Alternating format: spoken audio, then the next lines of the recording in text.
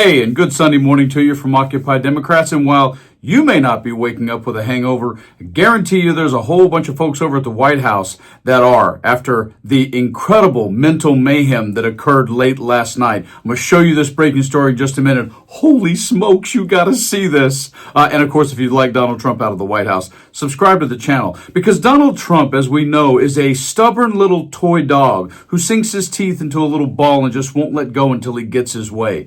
And that problem that he creates literally caused some serious issues last night, because commonly when he doesn't get away and stamps his feet and throws a tantrum like a little 7-year-old, it's because he's about to do something illegal. And people are getting close to having to tackle him to get him to stop. And we know this mentality he has because he thinks he's just running his company when he's running the United States. This kind of comment he makes about classified material. This. They don't even mention the Presidential Records Act. This is all about the Presidential Records Act. I'm allowed to take these documents, classified or not classified. And frankly, when I have them, they become unclassified. People think you have to go through a ritual. You don't. At least in my opinion, you don't. So much so, there are national security experts who do not believe Trump should get what most presidents get when they leave office. This. Now, there's a question on many top security officials' minds. When he leaves office, can President Trump be trusted with America's national security secrets? Former U.S. presidents are entitled to classified briefings, but what are intelligence officials telling you about whether they think President Trump should get access to any of these national secrets once he leaves office? Well, a cross-section of national security experts told me that they don't believe that Donald Trump can be trusted with America's secrets, and they don't think that he should be afforded these intelligence briefings after he departs. And while the phrase "so it is written, so it is done" is common, when it comes to Trump, it's, well, I thought about it, so it's done. This. If you're the President of the United States, you can declassify just by saying it's declassified, even by thinking about it. And of course, with each passing day, he becomes more and more unhinged and absolutely obsessed with posting on Truth Social, as we just recently saw with 150 plus here. Over the course of 5 hours late last night, 79-year-old Donald Trump posted online more than 150 times publicly.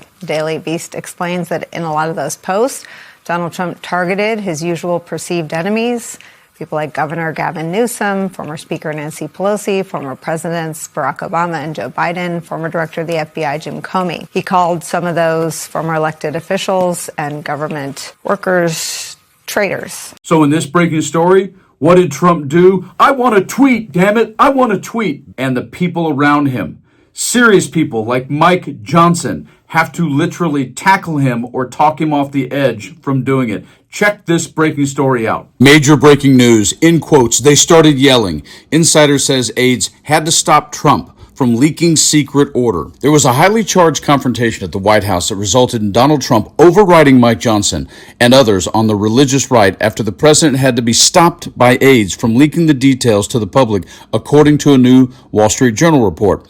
Josh Dorsey of the Wall Street Journal over the weekend dropped a report on exactly how it came to be that Trump made the decision to reschedule marijuana, an idea that has chilly support among many Republicans. Posting the story on social media, the reporter wrote, in quotes, how a weed CEO ran an aggressive influence campaign to convince Trump to reschedule marijuana, which culminated in a dramatic Oval Office meeting with the Florida Sheriff, Dr. Oz, and many others, and Mike Johnson, Speaker of the House, on the phone. In the story, Dorsey quotes people who were in the room, including the Florida Sheriff, Gordon Smith, in quotes. House Speaker Mike Johnson, representative from Louisiana, on speakerphone, urged the president against the decision, and senior aides warned the move could be dangerous to some Americans, Dorsey reported. After listening, Trump, a teetotaler who eschews alcohol and drugs, sided with the pro-marijuana camp and delivered the biggest softening of federal cannabis policy since the United States began legalizing recreational marijuana in 2012. The report continued. In quotes, when Speaker Johnson called in, the president put him on the phone with the sheriff, who tried to persuade Johnson.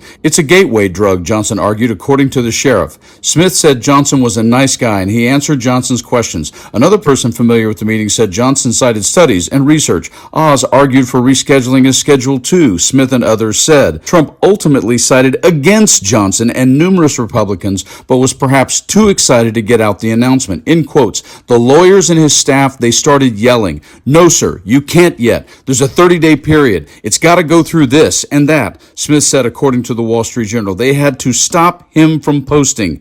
The report notes Trump then instructed the sheriff and staffers to go into another room and put together an executive order. Trump wanted to put the real story of why we're doing this in the order, Smith said. In quotes, "I was in awe of the whole thing," Smith added. Yeah, this is why Trump loves executive orders. It's his favorite thing because it's how he was raised by his father and how he's run his entire life. I have more position, more money, more power, and I have more people around me who will help me get off the hook when I do something stupid. So I am just going to go through life as a bull in a china shop, aka executive orders as president of the United States. And in this situation, while they got him to stop, the day is coming when they're not going to be able to get him to stop. And it will be bad for all of us. Like and share the video, and you guys stay frosty.